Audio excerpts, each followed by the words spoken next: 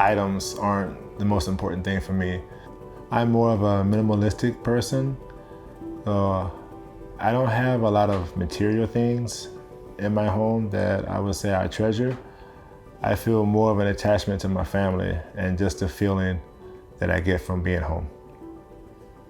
I'm a big basketball fan.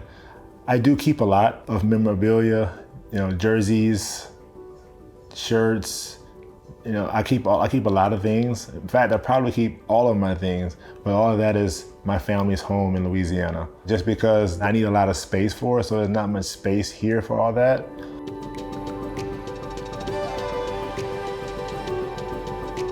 I love a clean space. I love to be, I can't function if there's clutter around me.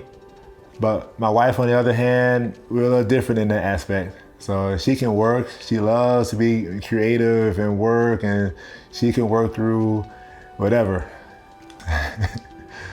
Our house is, if you would see it, it's not really just a lot of clutter, small, sleek, like that. And that's kind of what our personality would be, if I were to say.